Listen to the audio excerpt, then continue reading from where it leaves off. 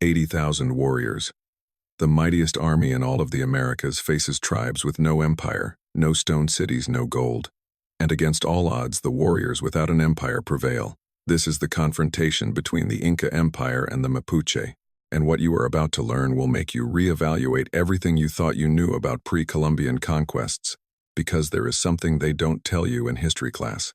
While Europe was fragmented into feudal kingdoms, South America was home to an empire spanning over 4,000 kilometers.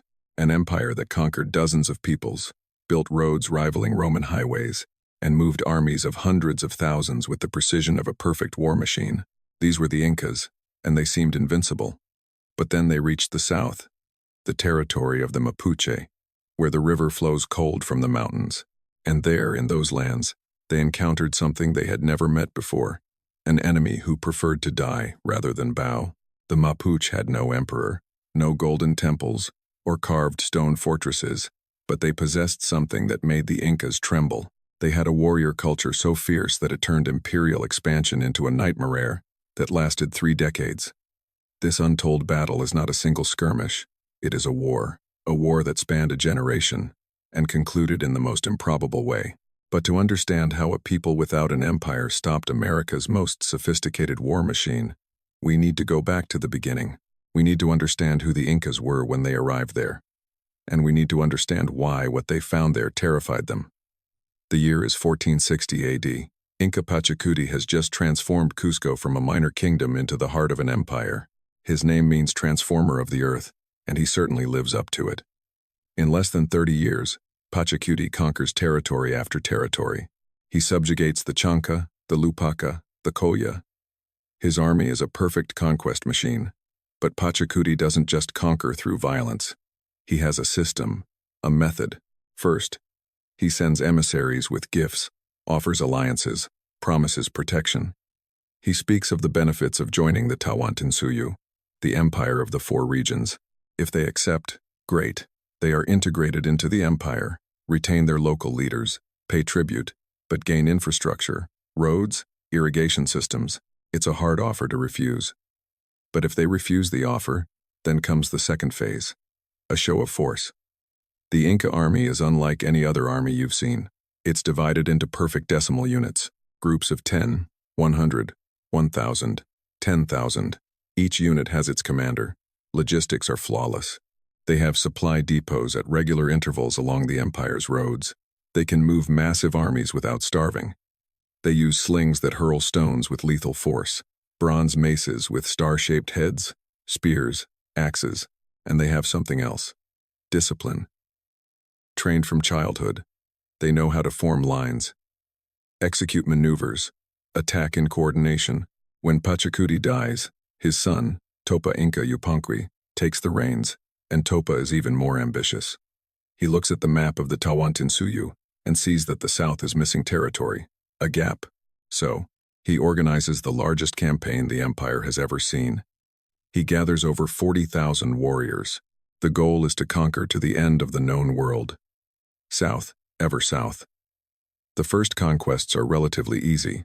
The peoples of the north of what is now Chile integrate. Some fight, but the empire's numerical and organizational superiority overwhelms them. Topa, Inca Yupanqui, builds fortresses, expands the Inca road system. Everything goes according to plan. The empire grows. Tribute flows into Cusco. The imperial machine works perfectly until they reach the Mal River. That's where everything changes, because on the other side of the river, watching the Inca army approach, are the Mapuche. And the Mapuche are unlike any other people the Incas have conquered. They have no king to bribe or capture. They have no capital city to lay siege to. They are decentralized clans, each with its own leader, its own toki, and they have a warrior tradition that turns every man into a soldier from the moment he can hold a spear. The Incas, as always, send emissaries, offering peaceful integration into the empire. They speak of the wonders of the Tawantinsuyu, of the roads, of imperial protection, of how their lives would improve under the rule of the Sapa Inca, the son of the sun. The Mapuche listen, and then they do something that stuns the emissaries. They reject the offer, not with fear, nor with doubt, but with absolute contempt. The Mapuche have a message for the Incas. Go back north. These lands are not for you. There is no emperor here, no tribute, no submission. If you cross the mall, you will cross your death. Topa Inca Yupanqui cannot comprehend what has happened. No one has ever spoken to him like this. Not a single person. The emissaries return to the Inca camp with the answer, and the supreme commander is faced with a choice: retreat, marking a limit to the empire, or, as usual, crush the resistance with overwhelming force. The choice is obvious. Imperial pride does not allow for retreat. Topa Inca Yupanqui orders preparations for an assault. However, the Incas do not know one thing, something they are about to learn in the most horrific way. The Mapuche have been watching them for weeks. They have seen them set up camp, form their battle lines, conduct their maneuvers, and they have been preparing, summoning neighboring clans and gathering warriors from across their territory, because the Mapuche have their own system. In the face of external threat, warring clans set aside their differences and unite under the leadership of a war toki. The toki chosen to face the Incas, whose name history does not clearly preserve, but whose strategy remained etched in Mapuche collective memory for centuries, was not the strongest or the youngest warrior. He was the most cunning, and he had a plan that would turn the Incas' numerical superiority into a curse. The night before the battle is quiet and confident in the Inca camp. They have fought larger armies before. They know that tomorrow they will cross the river, form their lines, and the Mapuche, like so many other peoples, will scatter. It's just another conquest routine. But on the gleaming hills, thousands of Mapuche warriors watch the Inca campfires and wait. At dawn, the Inca army begins to cross the Mal River. At this time of year, the river is shallow. Warriors cross in formation. Commanders organize lines on the other bank. And just as about half the army has crossed, it happens. From the hills, 2,000 Mapuche descend, letting out a war cry that shakes the earth. They do not advance in orderly ranks. They move in chaotic waves, like a human avalanche, armed with long spears tipped with stone and bows. But their most effective weapon is something the Incas have never encountered: pure, unbridled rage of warriors who know no fear of death.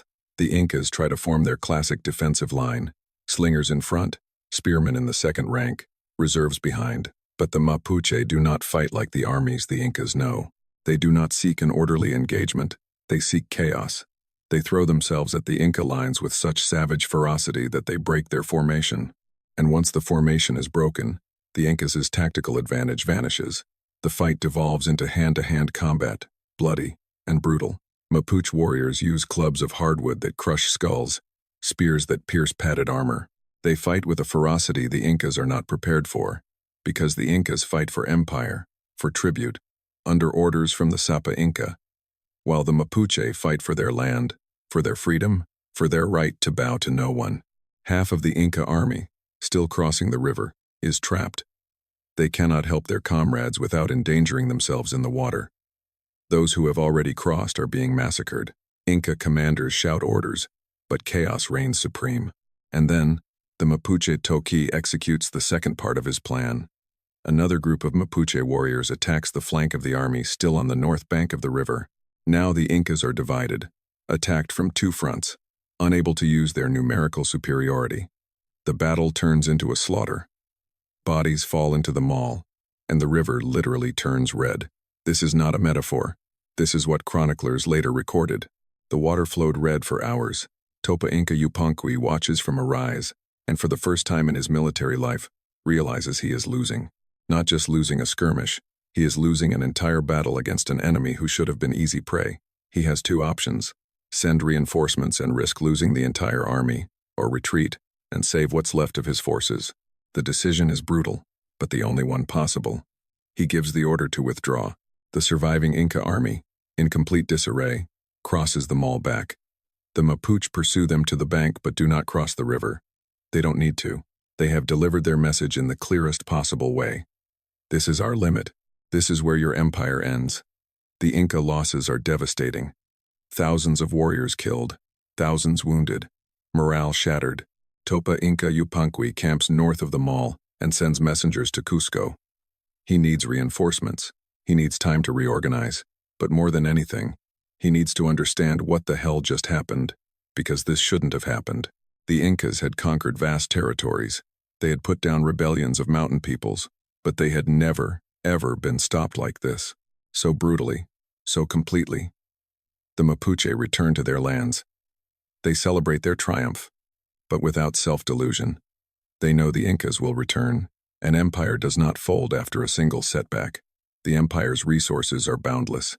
They can raise new warriors. They can try again and again, countless times. So, the Mapuche prepare. They strengthen their defenses, intensify their training, replenish their ranks, forge alliances with neighboring tribes, because the war is not over. It has just begun. And the Mapuche are proven right. Topa Inca Yupanqui is not one to accept defeat. He is the son of Pachacuti, the transformer of the world. He is a general who has expanded the empire to unimaginable limits. The defeat at the mall is not the end. It is merely a temporary obstacle. So, he does what any great strategist does. He analyzes the mistakes and prepares a second campaign. But this time, things will be different. This time, he will not underestimate the enemy. Months pass, and Topa Inca Yupanqui receives reinforcements from Cusco. More warriors, more supplies, more experienced commanders. He reorganizes the army, trains his soldiers in new tactics, studies the terrain around the mall, sends spies to monitor Mapuche movements. This time, there will be no surprises. This time, the empire will crush the resistance with careful planning and overwhelming force. The second offensive begins a year after the first defeat. The Inca army crosses the mall at a different point, where the river is wider but shallower. This time, they advance in defensive formation, expecting an attack. They create a fortified camp. On the southern bank, they build palisades, dig trenches. Topa Inca Yupanqui is not going to make the same mistake twice. Twice, the Mapuche watch from the hills. They see the fortified camp, they see the renewed discipline of the Inca army, and they realize that this time it will be different. They cannot simply rush the Inca positions and hope to break their lines. They need a new strategy. And the Toki has one.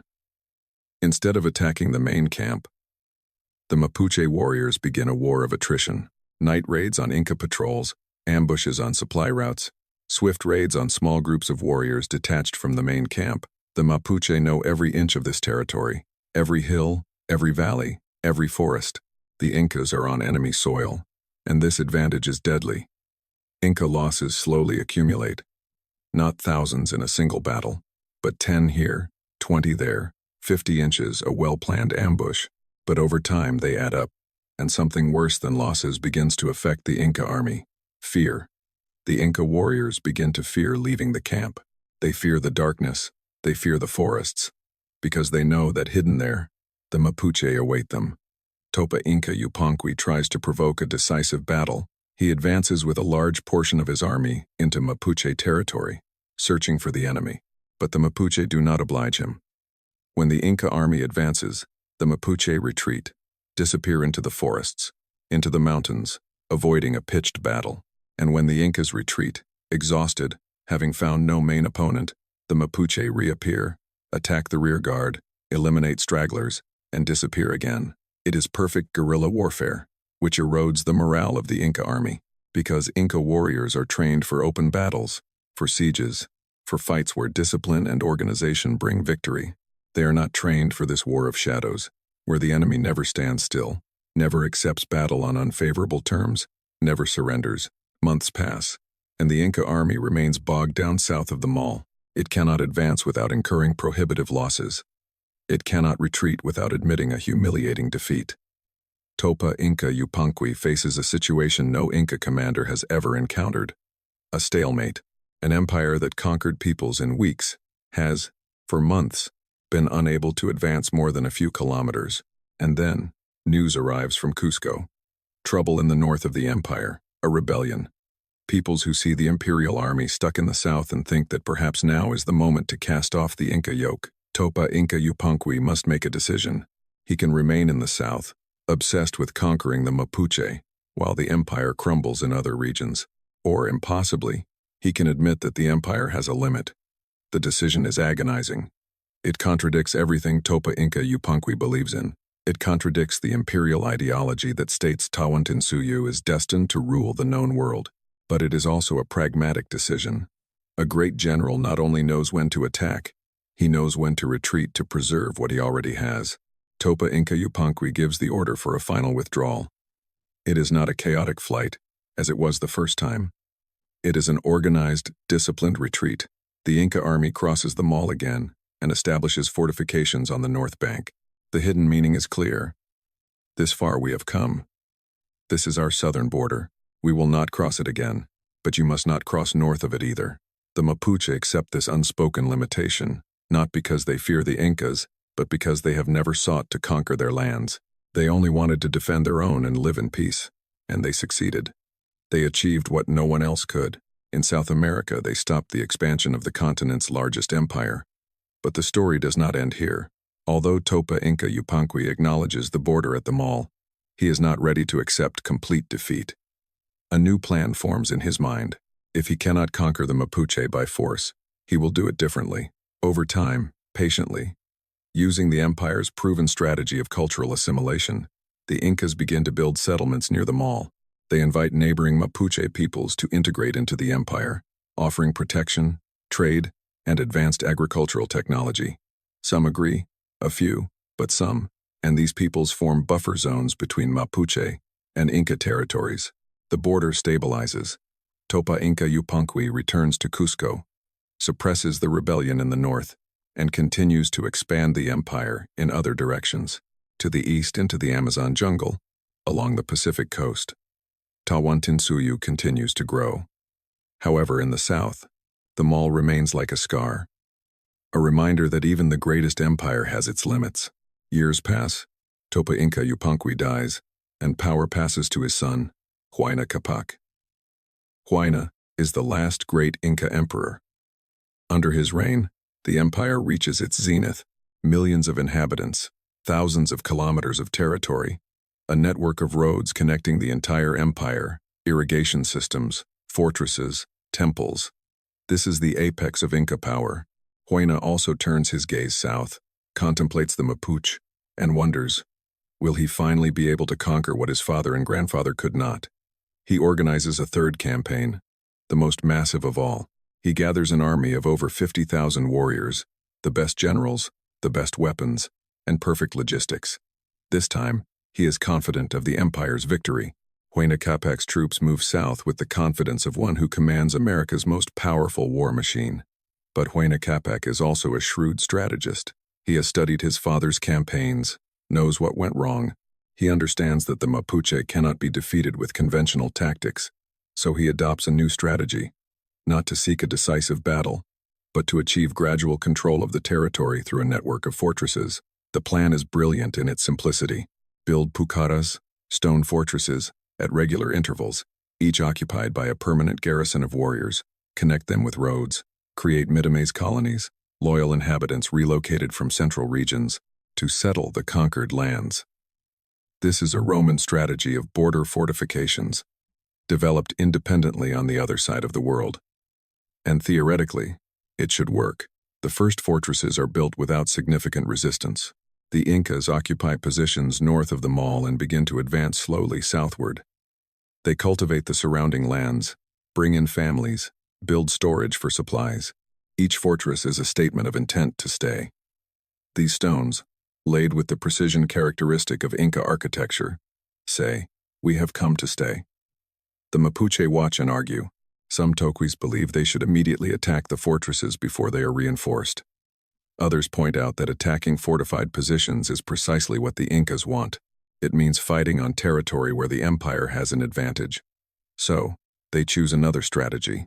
Let the Incas build their fortresses and then isolate them. The Mapuche strategy proves devastatingly effective.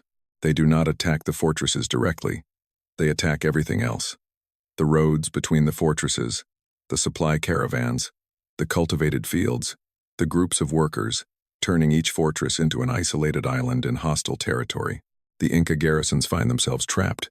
They cannot leave without risking ambush. They cannot receive regular supplies. Clears throat. Slowly, relentlessly, they begin to starve. Huayna sends relief expeditions, columns of warriors trying to reach the besieged fortresses. Some succeed, others fall into ambushes on the way, and those who arrive find that now they have to feed more mouths with the same meager supplies. The situation becomes unbearable. One by one, the fortresses have to be evacuated, or worse, their garrisons are annihilated trying to retreat. This is the second major Inca defeat in Mapuche territory. Unlike the first, less dramatic, less bloody battle that became a turning point, this failure is perhaps more humiliating. It showed that even with preparation, better fortifications, and seemingly unlimited resources, the empire was incapable of holding Mapuche territory. And then, something extraordinary happens. Huayna Capac makes an unprecedented move for an Inca emperor. He invites the Mapuche chiefs for negotiations as equals, not as conqueror and conquered. This is an implicit acknowledgement of the obvious. The Mapuche cannot be conquered by force, by fortifications, or by any known military tactic. The negotiations take place in neutral territory, north of the mall. The Mapuche chiefs, nicknamed Toquis, arrive cautiously. They do not trust the Incas, but they are tired of the endless war. They have lost warriors, crops. Eternal war has its price, even for the most warlike peoples. The agreement reached is historic, an exchange of goods, but not of cultures. The Mapuche maintain absolute independence, and the Incas maintain their imperial pride by claiming they simply decided that the southern territory was not worth conquering. This is a lie, and everyone knows it. But this lie allows both sides to claim victory. The Incas can claim they established the empire's borders at their will, and the Mapuche can pride themselves on successfully defending their land from America's most powerful empire. The truth, however, is more complex. The Incas were stopped, the Mapuche preserved their freedom, and the Mal River remained the border where Inca imperial expansion died.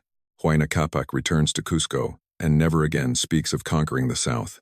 He will focus on consolidating the empire, governing the already controlled territories, and building Quito as a second northern capital. The question of the Mapuche becomes taboo at the imperial court. Inca victory songs do not mention the south. Official chroniclers speak vaguely of territories the empire decided not to conquer due to lack of interest. But in the barracks, among the veterans, everyone knows the truth.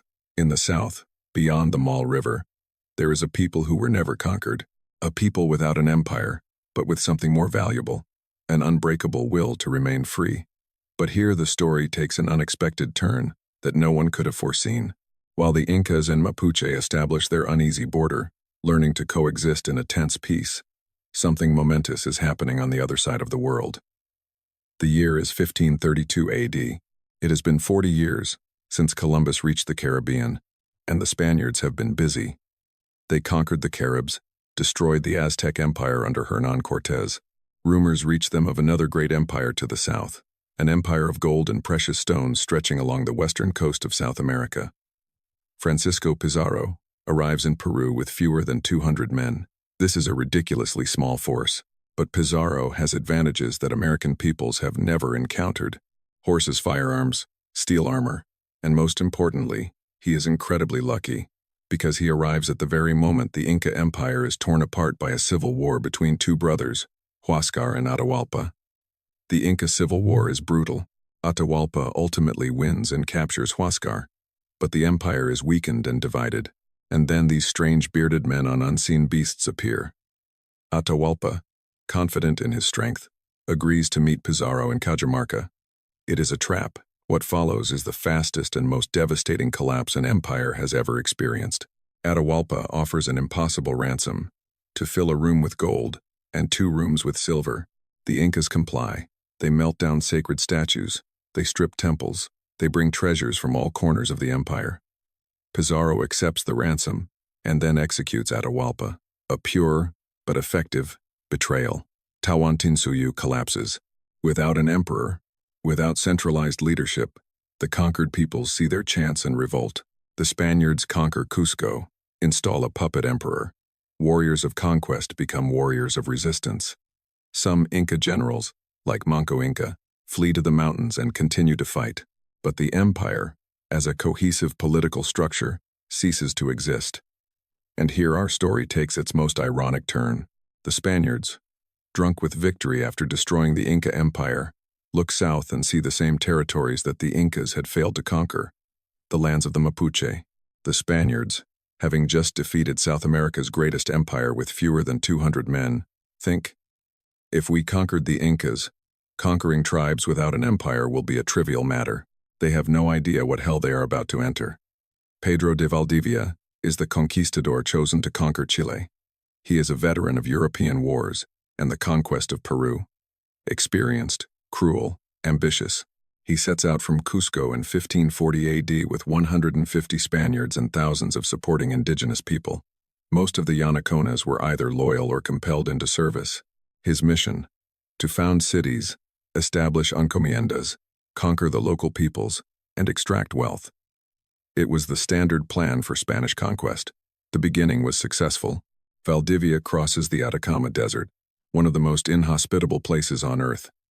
He loses men and horses, but he survives. He reaches the Mapuche Valley, and in 1541 founds Santiago del Nuevo Extremo. The Picunche, the peoples of northern Chile, resist, but they are subdued. Valdivia establishes encomiendas, distributes land, and begins to extract gold from mines. Everything is going according to plan. But Valdivia is ambitious. Santiago is not enough for him. He aims to expand south to the fertile lands of the Biobío River, to the territory that the Incas could not conquer. He intends to do it in 3 months. The year is 1546. Valdivia heads south with 60 Spanish horsemen and an army of accompanying natives. He founds fortresses and cities as he advances. La Imperial, Valdivia, Villarica. Christian crosses are planted in the ground. Lands and people are distributed as if they were cattle. The Mapuche watch and remember. They remember how other conquerors with empires arrived, thinking conquest would be easy. They remember how these men learned, through blood and pain, that the Mapuche territory does not yield without a fight. The first interactions deceive them. Some Mapuche agree to work for the Spaniards in the gold mines. They seem docile, broken. Valdivia relaxes, believes the conquest is complete, sends letters to Spain recounting his successes. He asks for more settlers, planning to create a personal kingdom in Chile. His arrogance knows no bounds, but the Mapuche working in the mines are not broken. They are learning, observing, studying these strange invaders. They learn how horses work, how they are scared of fire, how a rider can be thrown. They learn that steel armor is strong, but reloading firearms takes time. And most importantly, they learn that beneath the armor and weapons, these invaders bleed, just like any other man. And then, in 1553, the Mapuche revolt. This is not a sporadic uprising. It is a coordinated war that erupts simultaneously across their territory. His name is Lautaro. Lautaro is extraordinary. He is young, perhaps in his early 20s, but he possesses something that makes him unique. He knows the enemy from the inside. Having been Valdivia's personal assistant, he had cared for his horses, observed his tactics, learned Spanish, and when the opportunity arose, he escaped and returned to his people. He brought invaluable knowledge. The Spaniards are not invincible. They are men, and men can die. Mapuche warriors attack in mass waves, relying on numerical superiority and individual ferocity. Lautaro offers something different: organization and tactics that use the Spaniards' strength against them. The first test of Lautaro's new tactics occurs at Fort Tucapel. It is a small Spanish fort, garrisoned by 26 men. The Mapuche surround it. When the Spaniards come out to fight, Lautaro organizes his warriors in waves that attack and retreat. Attack and retreat. They do not seek a head-on confrontation where Spanish armor gives them an advantage. They seek to wear down the enemy, and it works. The Spaniards in heavy armor become tired, and when they are exhausted and vulnerable, the Mapuche launch their final assault. All 26 Spaniards are killed, with no survivors. The news reaches Valdivia, and Valdivia makes a mistake. Lautaro was waiting for this. He underestimates the enemy. He thinks a group of Indian rebels just got lucky against a small garrison.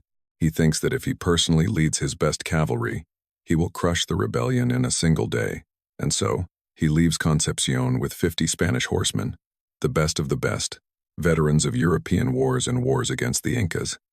Knights in full armor, the military elite of the conquest march toward Tucapel, and Lautaro is waiting for them.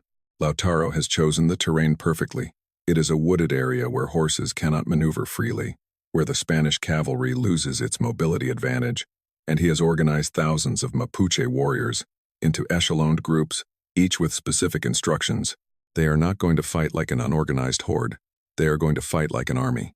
Valdivia arrives in the Tucapel area on the afternoon of the 25th of December, 1553. It is Christmas Day. Valdivia likely considers it a good omen. It is not. His scouts report Mapuche warriors in the nearby forest. Not many. Valdivia orders an attack. The Spanish horsemen spur their horses, lower their lances, and charge at the visible enemy. The Mapuche retreat, fleeing into the forest. Valdivia and his men pursue them. This is exactly what Lautaro wants. The Spaniards enter the terrain that Lautaro has prepared, and then, from the flanks, from the rear, from hidden positions, thousands of Mapuche warriors emerge. The Battle of Tucapel is a slaughter. The Spaniards try to form a line, but they find themselves surrounded. The Mapuche have learned to attack horses. First, they hurl arrows and spears at the animals, not the riders. A wounded horse becomes uncontrollable, throws its rider, and a dismounted Spaniard in heavy armor is vulnerable. Mapuche warriors use long clubs that strike at the joints of armor. They use lassos to drag riders off their horses.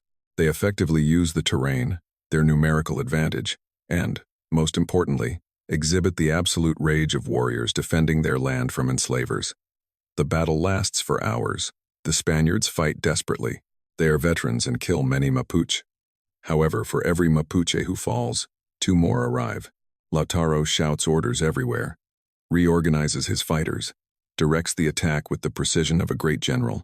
Their strength wanes, and in the end, only a small group remains, defending themselves around Pedro de Valdivia, the conqueror of Chile, the founder of Santiago, the man who thought conquering the Mapuche would be a minor campaign. The Mapuche offer Valdivia surrender. He refuses and fights until he is captured, alive, wounded, exhausted. What happens next? There are different versions in the chronicles.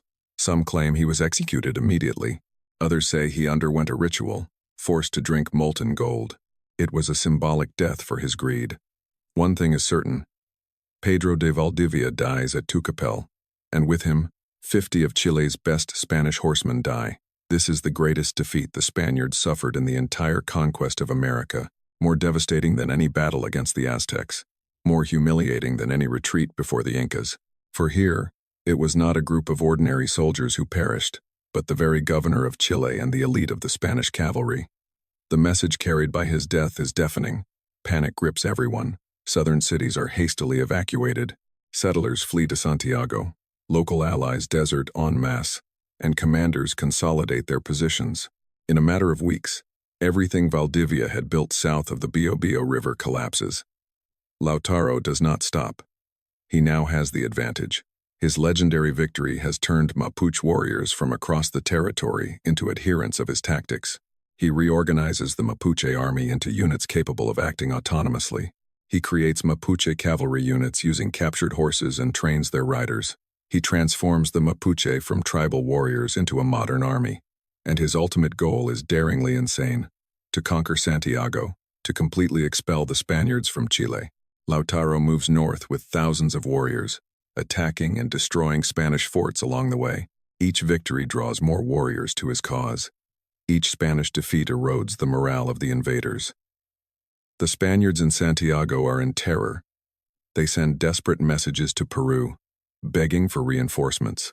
They fortify the city, train militias, but they know that if Lautaro arrives with the army he is amassing, Santiago will fall. And if Santiago falls, Spanish presence in Chile will cease.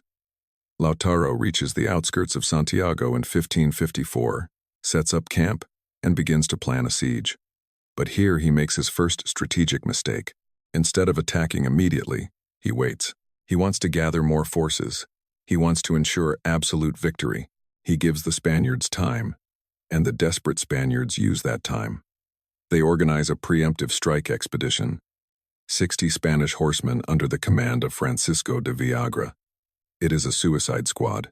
They are going to attack a camp of thousands of Mapuche warriors, but they have 2 advantages: the element of surprise and the absolute desperation of men who know that if they do not win this battle, all will be lost. The attack comes at dawn. The Spaniards advance directly into the center of the Mapuche camp, looking for Lautaro. This disrupts the unity of the camp. And in the midst of the chaos, a Spanish lance finds Lautaro. Lautaro is dead at the age of 23, but his legacy is just beginning. Because although Lautaro died, what he started does not die with him. He showed that the Spaniards could be defeated. He taught tactics that work against cavalry and arquebuses. He created a tradition of resistance that would become the very essence of the Mapuche identity. Lautaro's death does not bring peace to Chile. On the contrary, other Mapuche leaders take his place. Caupolicán, Galvarino, Pillancal, each continues the war with the same ferocity, and the Spaniards discover something terrifying. They are not fighting a charismatic leader who can be eliminated. They are fighting an entire culture for which resistance has become the very meaning of existence. Caupolicán is elected supreme toqui after Lautaro. Spanish chronicles state that he was chosen through an endurance test. Contenders had to carry a heavy log on their shoulders. Whoever carried it the longest became the leader. Caupolicán carried it for 2 days and 2 nights without rest. Truth or myth? This story vividly illustrates his character as a leader. Relentless, steadfast, unbreakable. Under Caupolicán's leadership, hostilities continue with increasing brutality on both sides. They publicly execute prisoners. They cut off the hands and noses of captured warriors to teach them a lesson. In one particularly gruesome episode, they capture Galvarino, a Mapuche warrior. Instead of surrendering, he becomes a living symbol of resistance and continues to fight in subsequent battles with spears tied to the stumps where his hands once were. His image strikes more terror into the Spaniards than any armed warrior, demonstrating that the Mapuche do not surrender, even when mutilated, even when broken. The Spaniards try to change tactics. If they cannot conquer by force, they try to divide. They offer peace treaties to some Mapuche groups, promising to leave them alone if they accept nominal Spanish sovereignty. Some tribes, tired of decades of war, agree. However, others perceive these offers for what they are. Attempts to divide and conquer. Caupolicán is eventually betrayed by one of his compatriots, and he falls into the hands of the Spaniards in 1558. His execution is meant to create a sense of intimidation. He is impaled alive. A slow and agonizing death is intended to break the Mapuche spirit. But it does not work. His martyrdom only gives rise to another symbol of resistance, another name that Mapuche mothers will whisper to their children, alongside tales of unending struggle. It is here that the war between Spain and the Mapuche takes on a unique character in the history of American colonization. While on the rest of the continent, indigenous resistance is crushed within decades. In Chile, the war continues and continues and continues, not for years, but for centuries. The Spaniards establish a formal military border on the Biobío River. In 1593, 40 years after Valdivia's death, they officially recognize the obvious. They cannot conquer the Mapuche territory south of the Biobío, so they do what the Incas did 150 years earlier. They establish a border and build forts along it. The Biobío border becomes an open wound in the Spanish Empire in America, a constant reminder that even an empire on which the sun never sets has its limits. Hundreds of Spanish soldiers are constantly stationed in forts. Thousands of pesos are spent annually to maintain the border. And despite all this, Mapuche raids do not cease. Every Spanish generation believes that it will be the one to finally pacify the Mapuche. They send new governors with new strategies. They try peaceful evangelization. They try total war. They try to make treaties. They try to buy loyalty. Nothing works for long. The Mapuche adapt to every new strategy. They learn, they evolve, they survive, and something extraordinary begins to happen. The Mapuche do not just resist, they thrive. They learn to breed horses better than the Spaniards. They create their own cavalry, capable of matching Spanish horsemen on equal terms. They adopt long spears, perfectly suited for mounted combat. They trade with the Spaniards when it suits them, and raid when it does not. The 17th century sees the Great Mapuche Uprising of 1655. It is a coordinated rebellion that destroys all Spanish cities south of the Biobío: Valdivia, La Imperial, Villarrica, Angol. All of them are destroyed. Thousands of Spaniards are killed or captured. Decades of colonization are wiped out in months. The Spaniards are forced to retreat again north of the Biobío. The border is reinforced, becoming an invisible but insurmountable wall. In the 18th century, parliaments begin, official meetings between Spanish representatives and Mapuche toquis, where they negotiate as equal powers. These are not conquerors and conquered. These are an empire and an independent nation. The Spaniards call the territory north of the Biobío the Kingdom of Chile, and tacitly acknowledge the autonomy of the Mapuche to its south. This is an unofficial but real recognition of the impossible. A people without a state have fought a world empire to a draw. Parliamentary treaties are regularly violated by both sides. There are periods of relative peace, interrupted by outbreaks of violence. But the border holds from generation to generation. The Biobío is the limit where Spanish imperial power ends, just as the Mall was the limit where Inca imperial power ended, and then comes the 19th century.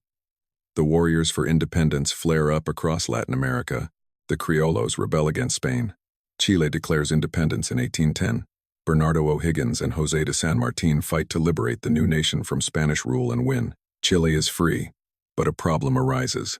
The new Chilean government inherits the Biobío border and inherits the Mapuche problem. The liberators, men who fought for their people's freedom, now face an uncomfortable question: what to do with another people who also desire their freedom.